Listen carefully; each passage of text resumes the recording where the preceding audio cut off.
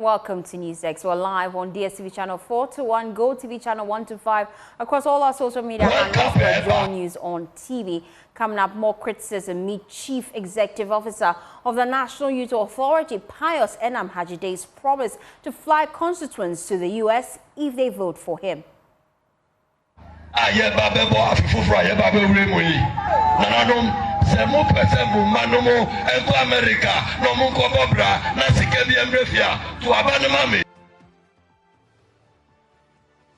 We have a conversation on this morning, plus find out why GII is concerned about the abuse of incumbency and vote buying as we head to the December polls. Also coming up, producer price of cocoa increases to 3,000 Ghana cedis from 2,070 Ghana cedis. Stay for details of that, plus business updates within the next 60 minutes. My name is Faustina Safo. Take a seat and be my guest.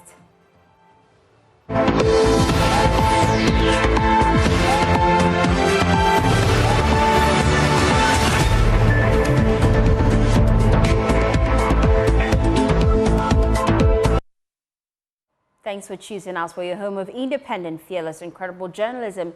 Now we start with the governing New Patriotic Party's parliamentary candidate for Ashoman, Pius Enam Hajide, because he has come under a lot of criticism after he promised to help his constituents travel to the United States of America if he's elected in the 2024 general election.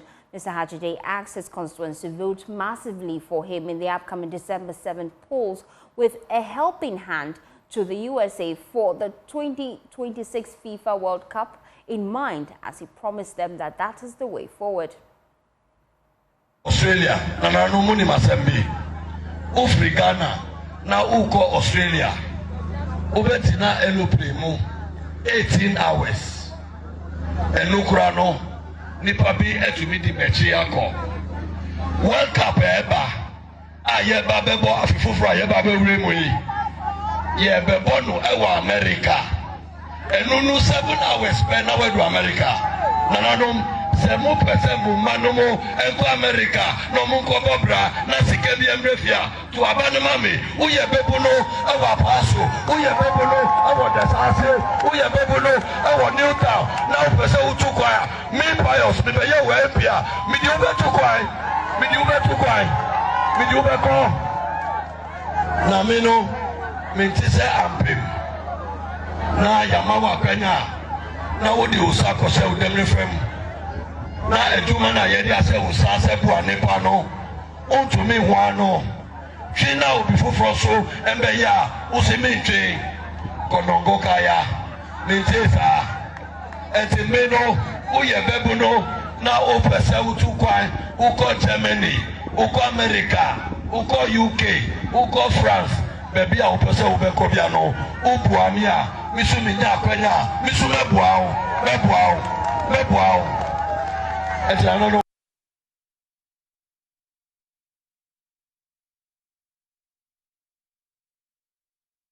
Pius there, rather, Member of Parliament for Isujaman. Well, the Ghana Integrity Initiative is calling for amendments in the country's electoral laws to clarify how political parties can raise funds for campaign activities.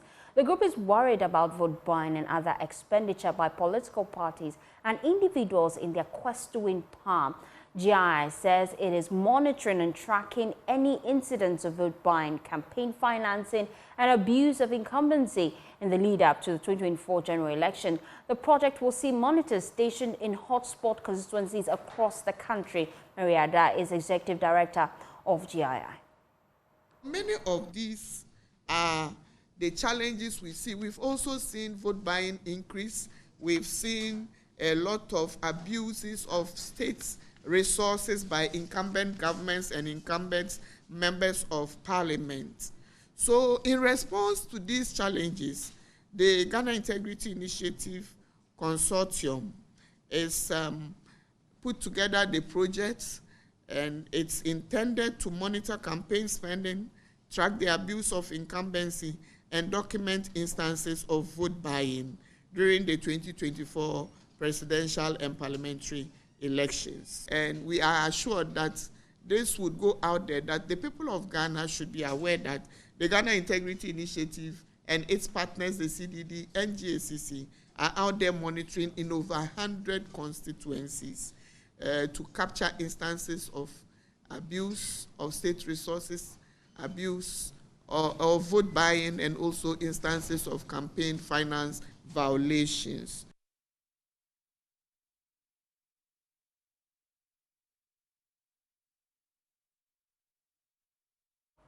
Well, let's box all this together and speak to Edem Senano. He's an anti-corruption campaigner. He's also a member of the African Union Board Against Corruption. Thank you for your time here on Newsdesk. We'll start with Pius and then go on to GII. But one of the key concerns GII has raised so far is about campaign financing and vote buying. They want to see transparency in that regard. You have been in the space for a while. Do you think that our political parties are transparent enough? No, definitely not. Even though we have a electoral law, I think coming under the EC, Electoral Commission, requiring that they submit their, financials to the EC at some points. We don't have clarity on the sources of funding and how much they are spending within the electoral campaign seasons, which we know dovetails into the various levels of corruption we see when they get into power, because then they have to pay off whoever has supported them. So it is a major issue, and it is surprising that it hasn't been one of the key things in the manifesto discussions, because yes, we have been concerned that political party financing, campaign financing finds its way into the need to then try and find money to pay back when they win power, or if they don't, still there is an issue. If, when it comes to parliamentary primaries, even the allegations of vote buying, not talk of a big election like this that is coming up. Now, what do you suggest we do when it comes to allegations of vote buying and when culprits are caught on camera, even by the media, but it appears that nothing happens in the end? Yes, that we need to strengthen the legal framework, especially when it comes to the sanctions regime.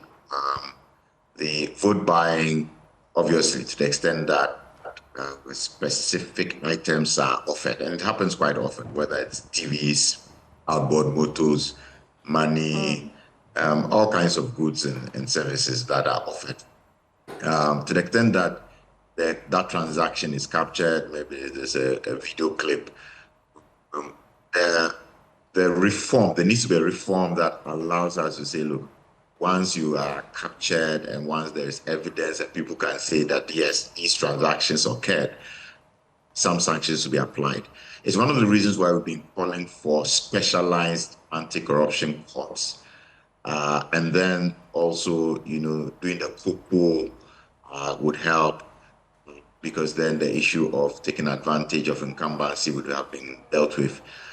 In this space, the electoral, laws to need some reform to provide stronger capacity for the courts to rule in these circumstances. So we do need to try and strengthen that. Let's look at the comments of Pius. He has come under heavy backlash after engaging his constituents, just giving them a fair idea of some of the things he would do if given the nod to lead again in the upcoming election. Now, you have been in this space for a while. Let's look at the context with which he spoke. Do you think it was wrong? Well, yes, it was. When we get to the issues of democracy and development, it's a contest of ideas. So what we're expecting would be parliamentarians and what have you, would be to focus on the development ideas and strategies they intend to deploy. It is not to say we are going to offer you some good, some service. That's vote buying. That's an attempted vote buying. It's to say, I will do this for you, therefore vote for me. It has nothing to do with the national development, constituency development. It is clearly an attempt at vote buying. And that's not the kind of thing that will build a nation And so it was extremely unfortunate. I'm hoping that none of his audience actually, I mean, people were clapping, but I hope that nobody took him seriously, because that's not what this is about. But on the campaign trail, isn't that what politicians do? Try and get constituents on their side by making promises? Why is this one classified as vote buying to you? Well, every one of them this one is an attempted vote buying. There are others where we even have, I mean, in the past, people have provided the clips where things were offered, whether it's TV screens, outboard motors, and these ones automatically, if the laws were strong enough, should have been sufficient to get some people jailed. That's why some reform on the legal side, in terms of providing the courts the capacity to just look at these clips, the right questions, and sanction people, needs to be, strengthened. But this has nothing to do with why we have electoral seasons. It has nothing to do why we are electing people into parliament. It has nothing to do with the development of the nation or democracy. What? I'm going to send you to football. What has that got to do with it? Going to pay for your tickets. It's an attempted vote buying, and that's a very bad taste. As a political party, as we build up to the election, I'm sure if I was a member of a political party, I'd be thinking about how to finance some of our campaigns. And that has always been a key concern of anti-corruption campaigners like yourself. When you get the money from individuals who then demand favors afterwards, how then do we ensure that political parties are financed, but then it doesn't break their back in the end? But I mean, some of the recommendations we've thought of is that, look, you need to have some kind of ceilings as to what individuals and corporate entities can donate or give to a particular party. And this will be reasonable to the extent that they are not so much that then the individual or the party is compelled subsequently to feel that we are obliged to do some favor for you when we get into power.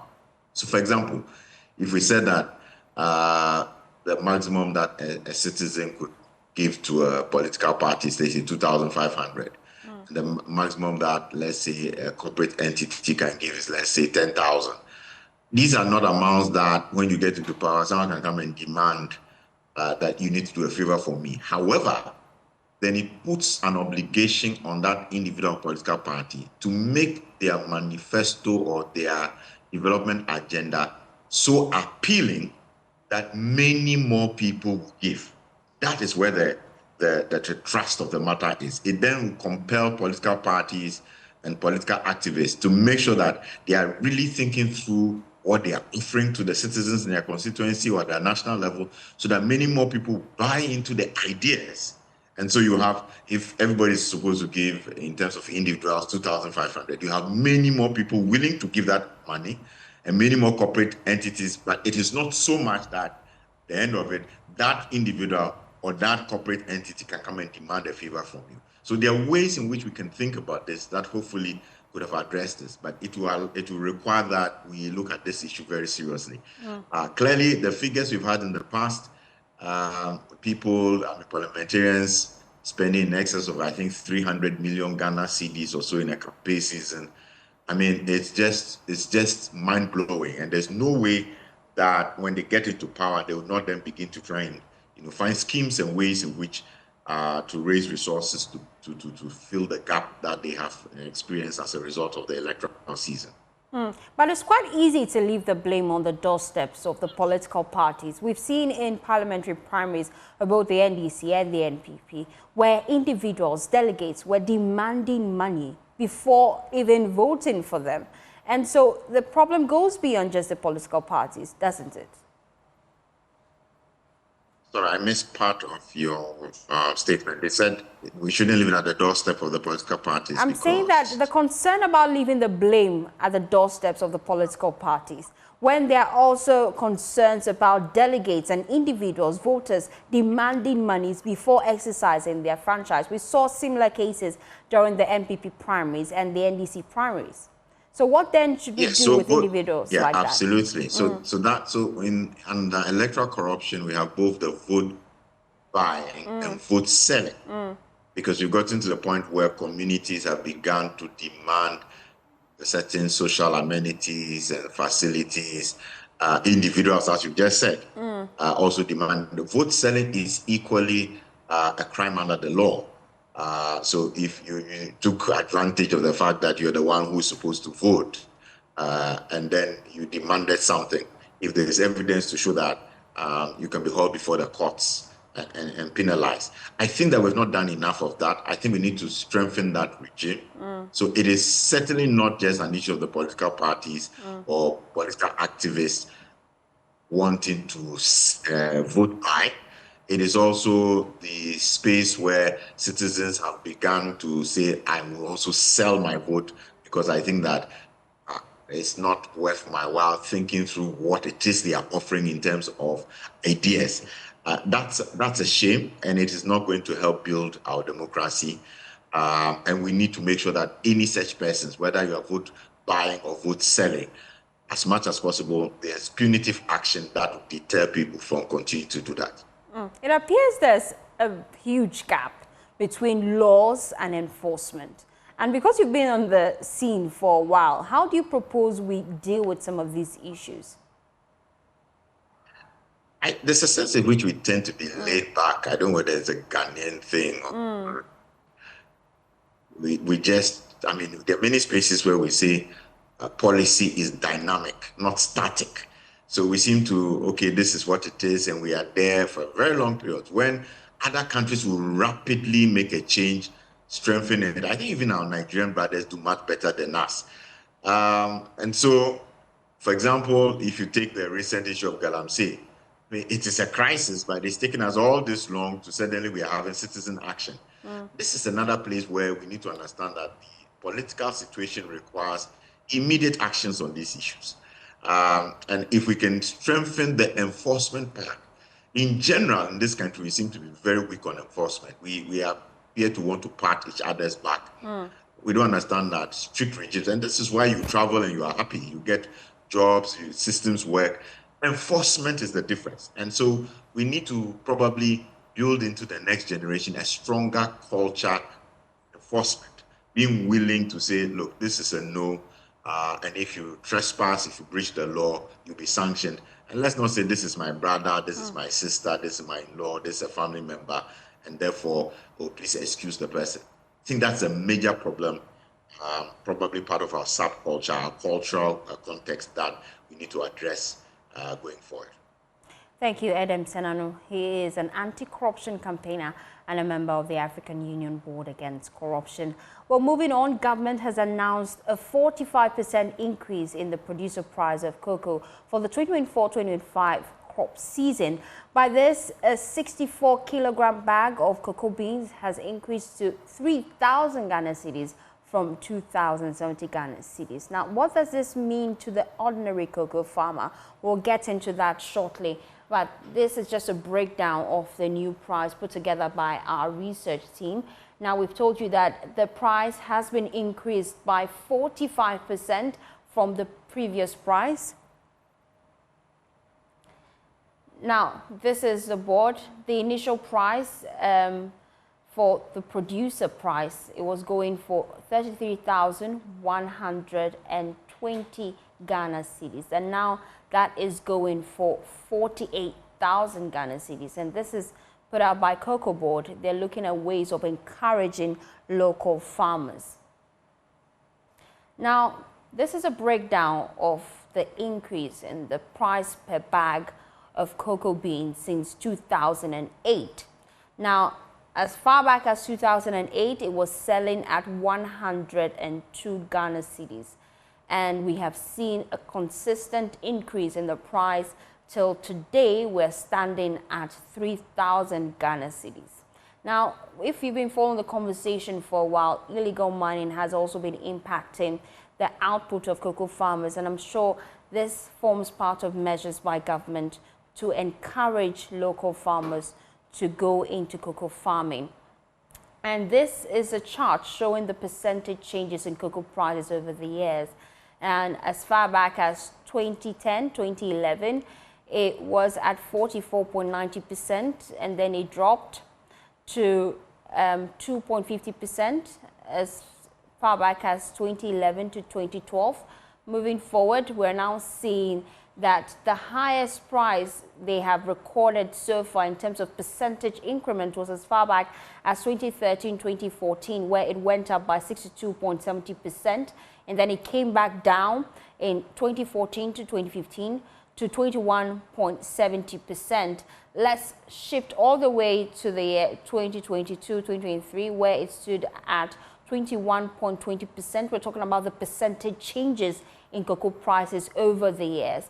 And then it went up to 63.50%, and then it declined to 45%. So although the pricing is good for local farmers, looking at the chart and how the percentage increment has been over the period, they feel that this is still too little. But let's broaden the conversation here on Newsdesk. We've been joined by President of the Concerned Farmers Association, Nana Boateng Bonsu. Thank you for your time here on Newsdesk. Now, thanks you for speaking to us. Let's start with your initial reaction to the increment. Although by 45%, it's the lowest we've seen in a while. Yeah, thank you very much. The name again, once again, continues to be the Farmer General, and now about there. Okay. Well, but the price is in, and then when the price is in, there's a lot of confusion among farmers, ourselves, and then others in terms of 7,000 cedis per bag. Others also talking about 6,000 cedis per bag. Others talking about 10,000. Farmers on the kind of price that too. And then also, now, you have to position rightly. We don't have clear connection to you, so that we can get your exact point. If you could position rightly and then make that point for us, we'd be grateful. Yeah, can you hear me now? Loud and clear. Good. So what I said was when the price came, there's a lot of confusion among the farmers.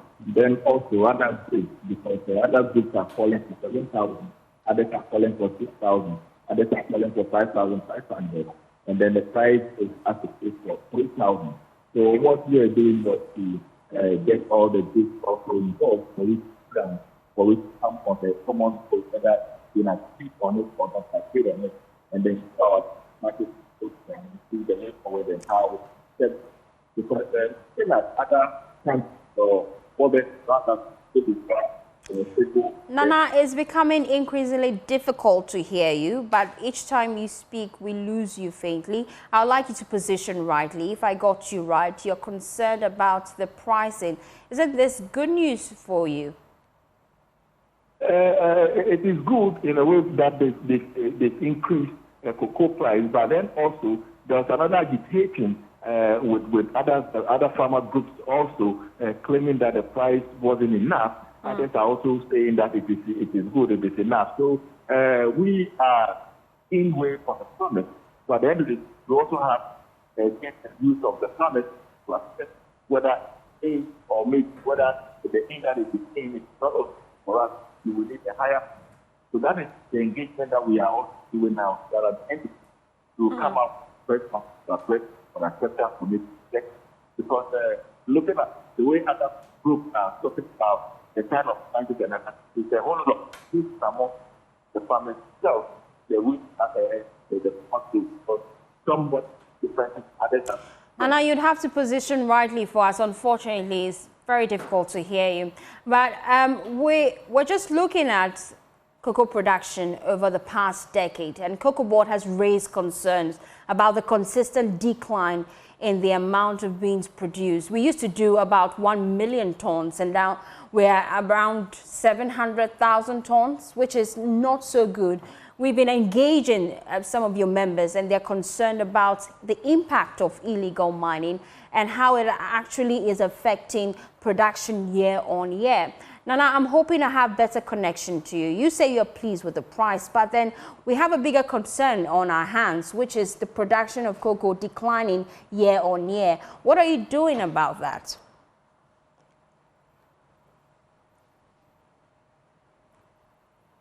Unfortunately, we don't have clear connection to Nana, but would raise him and then come back to that conversation because we want to hear from the farmers themselves. You're watching Joy News X. We're live on DSTV channel 421, Go TV channel 125 across all our social media handles. We're Joy News on TV. You can share your thoughts with us and your comments on any story we've done so far. I'm told I have better connection to Nana now. Nana, you were just telling me how pleased you are with the increment, but then there's a bigger problem on our hands, the consistent decline in cocoa production over the past decade. Some of your members say it's as a result of illegal mining. Clarify for us, is that the case? Yeah, well, the production that has been reduced, the major factor one is about the galamsey issue, and then also with the smuggling that is still happening. Because now that this price is in, we will be having people that will also come that maybe they'll renew, like, let's say, $3,500 or 4,000 Ghana per bag. And these are the political families that are invading the cocoa sector that have made it very difficult for us to get their target to sell out there. These are the main factors. That is why when the price came and others are raising a lot of issues about price, the price is down, we need more, we need okay for us. The engagement that we are doing now, so that at the end of the day, all of us come into a conclusion that we've accepted it, or maybe let us dialogue with them and then see if they will add some weight for us. If not so, when the education did not go on well, as I'm speaking to you, I'm at the farm, I'll be moving here this afternoon to Western office of the farmers there to talk to them about we'll go about this. If it's not taken, I think what we have now can also be declined and it can go down. Because most of the farmers are very angry about the price that was being issued, and then they're also happy with the price that is being issued. So we need to put all this together and then sit down to make sure that we are all okay with what we are doing. Because look at the pressure that is even coming on me, myself. It is too much that others want to have a way of dealing with their cocoa and other things, which I think it is not in a proper way for us to do. So that is the situation on the ground. We are engaging most of the farmers, and then that is just for them to exercise patience, to come down, for we to see how we can deal with this current price that has been issued. And moving forward, some of your members, would we be seeing an increase in production looking at what we have on the grounds currently moving forward? Yeah, sure. Every farmer is farming for a profit. So at the end of the day, if the government comes out and say that, well, I said 3,000, but then I'm adding something to it, we will welcome it. So that is everybody work for profit, and we, the cocoa farmers, we are also working for profit. At the end of the day, we have been welcome for any price that will be added up to it. Should we expect an increase in production moving forward? Oh, exactly, sure. Sure. This, we will make sure, this season we will get a lot of cocoa. That's something that due to this intervention of this, the cocoa rehabilitation, especially for the Western North region and other things. There was this man who was the chief manager, Mr. Owusu-Ansah. He was a very good and active manager. He sits with, and then as I'm talking to you, Ghana don't have to worry at all. Looking at the number of cocoa tree that has grown very nice and coming to the Ashanti region, some part of the Ashanti region, the kind of cocoa that has done very well there, I think we'll be getting a whole lot of yield. But then also it is a little bit shaken in a way as other people are also driving their mind in a different way that now that the price is this and that, I will go and sell my cocoa, I will go and do this and that. We are telling every farmer not to touch his cocoa. The cocoa is a property of Ghana. So you are the farmer that you have no right to cut down your cocoa tree or to send your cocoa to a different place for mining and other activities. And we know that the government or another cocoa farm is a listening government. We will listen to the Concerned Farmers Association as we are calling for the farmers on a dialogue to see that if there will be an increment or maybe we will accept that, and then other interventions that they've also set up to put it in place, the farmers will get it access like the scholarship scheme, and then that has come. The school has been opening. Our kids have to get the necessary scholarship to go to school. And then also with a pension scheme that they also set in place also should also be part of it, so that the farmers will know that at the end of the day, I'm getting this amount of money back, but I'm also benefiting from the that is coming up. Thank you, President of the Concerned Farmers Association, and Awadi Boateng Bonsu. Thank you for your time here on News Desk. We will be back with business after this quick breather.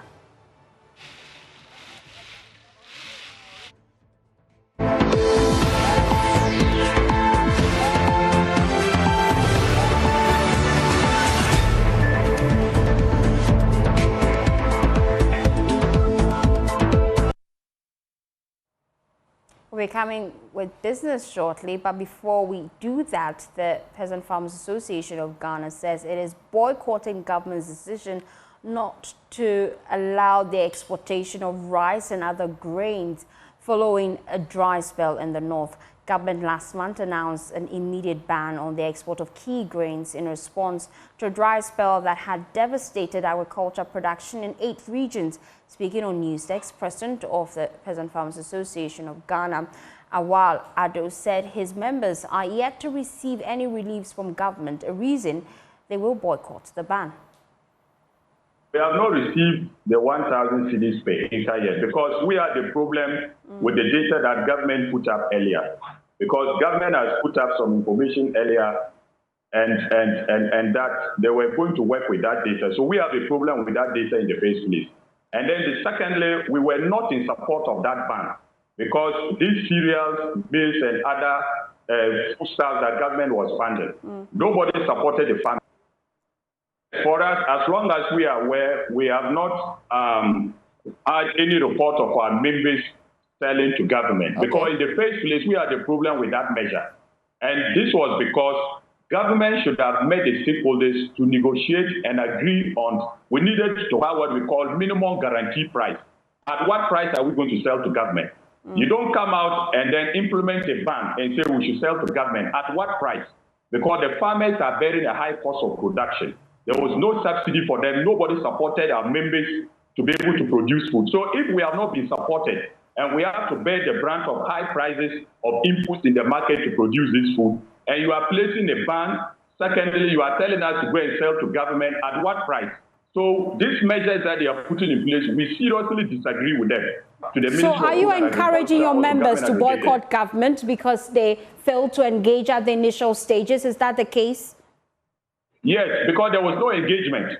There was no engagement at the initial stage. And that is why these measures outlined by government, especially the ban, we totally disagree with government on that ban. We totally disagree with them.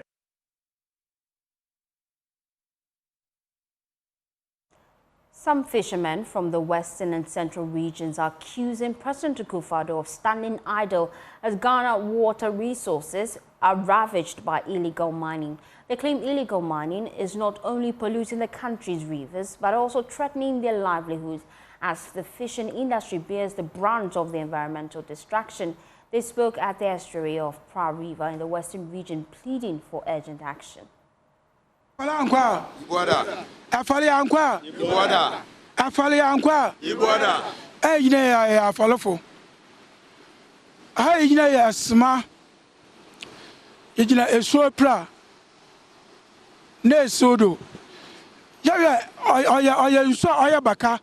of us standing here are fishermen. We are currently standing at the estuary where the Pra River meets the sea at Shama. The Galamsey activities have increased, and this is affecting our fishing work. The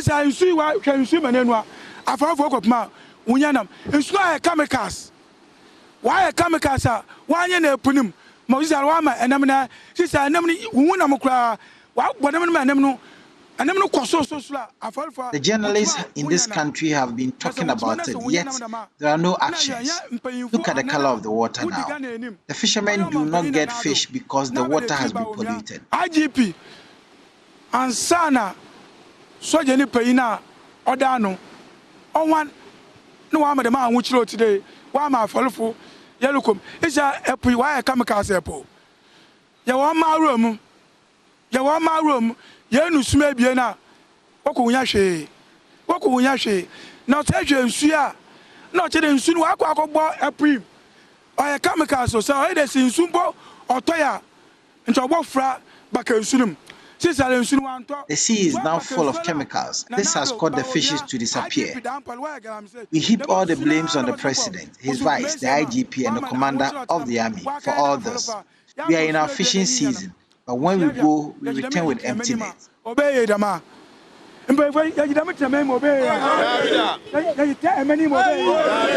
Yes, sir. The country cannot progress if we continue to do this. We are pleading for the Galamsey to be halted so we can take care of our family. This is our pension. We don't have anything else.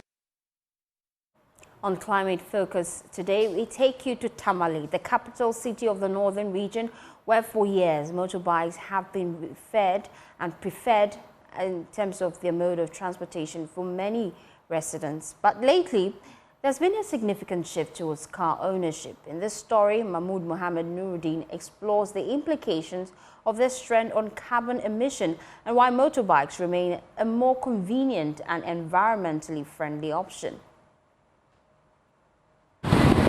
Motorbikes have long been essential in Tamale's transportation landscape. They are affordable, fuel efficient, and easy to maneuver through congested streets. It's Elia Menoko. I use motor because it's a convenient and quick way of maneuvering and movement through the Tamale town. It doesn't contaminate the environment as compared to vehicles. That is why I use motorbike instead. And also, the consumption of motorbike is lesser than that of vehicles, which I prefer to use motor rather than cars. My name is Christopher Abdullahi from Tamale here. The economic crisis, I think riding a motor is more cheaper than using a car, depending on your movement. Sometimes the fuel issues to comparing car to a motorbike, I think motorbike is more economical than using a car. With just 50 gallons of fuel on my motor, I can go to work 3 times in a week before I'll buy fuel again. However, with increasing car ownership, Tamale's roads are becoming more congested and carbon emissions are on the rise. Here is Rufai Mohammed Hafiz, the Assistant Programs Officer at Environmental Protection Agency in the northern region. Using of automobiles has become a norm. It's no longer a luxury, but for convenience and modernity is fueling the increase. And as population increase, lifestyle changes also what increases. So yes, the emission of carbon monoxide from vehicles in Tamale is a great concern to Environmental Protection Agency. And the reason is simple. We know that carbon is a key driver to the global warming. And once there is increase in global temperature, and for that matter, there are no partition in the global airspace, Tamale, Ghana will be impacted. I'm retired 001 Akanteba, presently the Chief Secretary of Tamale Technical University. If you have a family and the time is due for you to possess a car, you will definitely go for a car. And some of us, we have the car, and at the same time, we have the motorbike too. Because there are some days you want to spark your car, it will not be in good condition. You switch to the motor. And the reason why I bought a car is simple. In the first place, when we are going to church, we use the car for the family. At least we are about 4. Aside that, when it is raining and you need to go to church, you need to go to work. And then with the car, you can go and send your wife to her work side and also come to. And again, when we go to market to go and do shopping, at least motor cannot carry all those stuff. So at least when you have car too, it helps. Let's look at the numbers. A motorbike emits averagely 0.1 kilograms of carbon dioxide per kilometer, while a car emits averagely 0.2 kilograms of carbon dioxide per kilometer. That is twice the amount of carbon emissions. Professor Thompson Ano is a senior lecturer at the Department of Meteorology and Climate Science at Kwame Nkrumah University of Science and Technology. If the motorbike, let's say, is a 0.5 liter engine, and then you compare a 0.5 liter engine to, let's say, a 3.5 liter engine, so divide 3.5 by 0.5, and that is the number of engines in motorcycle that you are having in one 3.5 vehicle. If it Multimedia Group, together with Safari Valley Eco Park, has launched an innovative educational initiative to nurture young eco-champions to instill a deep environmental appreciation into the young generation. The joint initiative seeks to combat illegal mining and promote environmental conservation by encouraging the younger generation to protect their natural surrounding. Well, there's more in this by Raymond Aqua, head of our research desk. This morning, we've been talking about the Multimedia Group and Safari Valley Eco Park Environmental Sustainability Initiative aimed at nurturing young eco-champions in Ghana. And you, as coordinator of the program, we're in studio with Ernest Jache, who is board chairman of Safari Valley.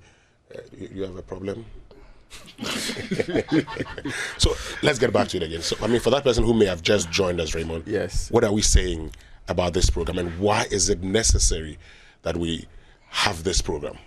First and foremost, we believe that we here in the last couple of months, in fact, for a very long time, let's not get it wrong, we have highlighted the wanton destruction and brazen abuse of our environment at different levels.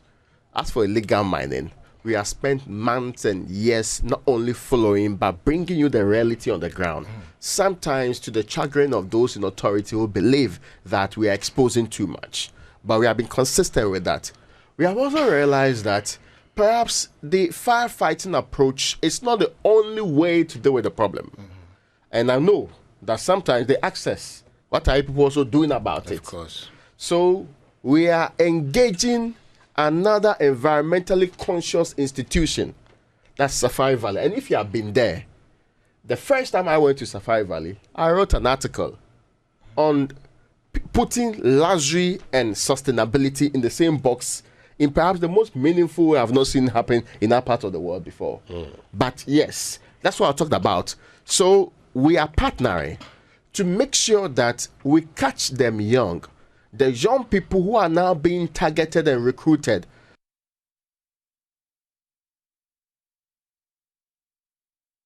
Our board chairman of Safari Valley, Ernest Jache, emphasized the importance of collaboration, raising the next generation of eco-conscious people. So, being part of the Safari Group and Safari Eco Park, we sit in a forest, which is just over 600 acres. We've gone into the forest and added value to the forest. What we are saying is, how can we look at Galamsey sites where the environment is totally being degraded, mercury and all sorts of stuff? You are now hearing that our water, as Raymond just mentioned. So we are saying, okay, let's go to the schools. Let's start from our children, from the ages of 6 going all the way to tertiary institutions. Let's have a program where, with your help, we hope that every single child in the country would visit Safari Eco Park. Now, when we say visit Safari Eco Park, why? Because we want to showcase how man can live with nature without destroying it. First of all, the program quickly put together, because we want to start it now. When we get them over, there will be a 30-minute talk given to the kids or university students on conservation. You're watching NewsDesk. Up next is Business, and Winston is in the studio. Do stay with us.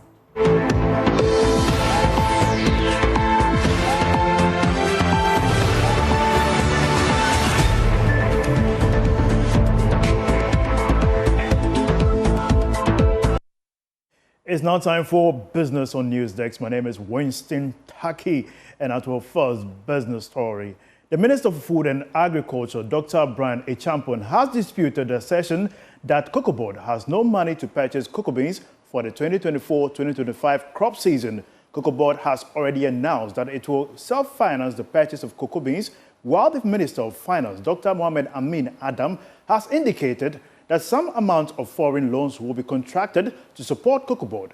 Answering questions after announcing the 45% increase in cocoa prices, Dr. Echampon strongly defended the financial ability of Cocoa Board to buy beans this season. The start of the 2023-2024 crop season, a bag of 64 kilograms of cocoa beans was sold at 1,300 Ghana cedis and was subsequently increased to 2,070 Ghana cedis when the spot price went up on the world market under the same period. For the 2024-2025 crop season, the producer price has been increased to 3,000 Ghana cedis. Cumulatively, this represents an increase of 129.6% for the 2024-2025 crop season. By this, the new price for the 2024-2025 season has increased to 3,000 Ghana cedis from 2,070 Ghana cedis, representing 45% surge. Speaking at a press briefing, Minister for Food and Agriculture, Brian Echampong, said the cumulative increases for the entire season represent 129.6%. The most significant one that was worth announcing was the increase from 1,300 to 2,070.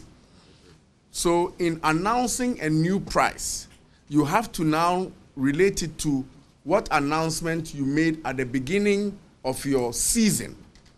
And at the beginning of last year's season, 2023, as I announced in TEPA, announced by the president in TEPA, as against the opening of this new season, is 129.6%. And that is very, very clear. The minister refuted assertions that Cocoa Board has no money to finance its beans for the 2024-2025 crop season. I'm not too sure why you say that Cocoa Board has no money.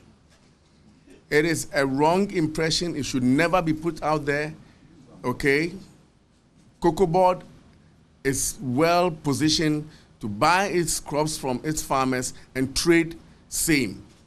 Okay, so nowhere has government reported or Cocoa Board mentioned that he has no money to buy cocoa.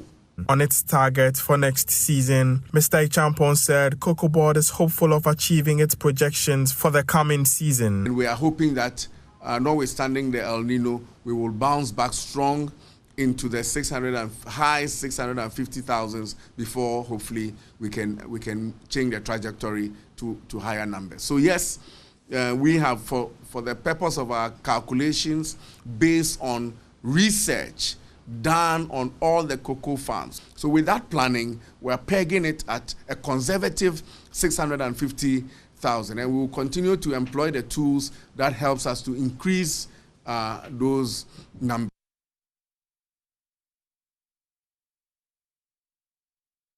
Moving on, the Ghana Employers Association has called on government to ensure fiscal discipline ahead of the 2024 elections. According to its president, Dr. Emmanuel Edu-Sarkodie, government will have to consolidate macroeconomic gains achieved in the first 2 quarters of the year to ensure a sustainable macroeconomic regime. He made this call at the 64th Annual General Meeting of the Ghana Employers Association. There is more in the following report. The 4th Annual General Meeting of the Ghana Employers Association ushered in new executives to steer the association into greater heights. Dr. Emmanuel Edu-Sarkodie was elected as the new president of the association, with Michael Bozumbil and Victoria Aja as the first and second vice presidents, respectively. In his address, the newly voted president, Dr. Edu-Sarkodie called for the tightening of the fiscal space to build on the marginal economic gains achieved ahead of the 2024 election. We also urge government to consider the various constraints currently facing employers and pursue actions that will prevent consequential fiscal slippages and a stable macroeconomic environment after the elections. This is a perennial thing. I mean, any economic class you attend, you see that every election year, the fiscal slippages are massive. And we are told the reasons for it, why and how to cure it and what to do it. But every 4 years, it happens. Something is wrong, isn't it? Dr. Edu-Sarkodie called for unity amongst members to champion the cause of employers. I end my speech by encouraging all members to actively engage in association activities to help us achieve our primary role of creating a conducive business environment that fosters sustainable enterprises and development. I firmly believe that with a unified purpose, we can build a resilient association that will continually advance and sustain our businesses on a path to progress and prosperity. Expect more business updates in our subsequent bulletins. My name is Winston Taki. We'll be back with sports after this break. Stay tuned.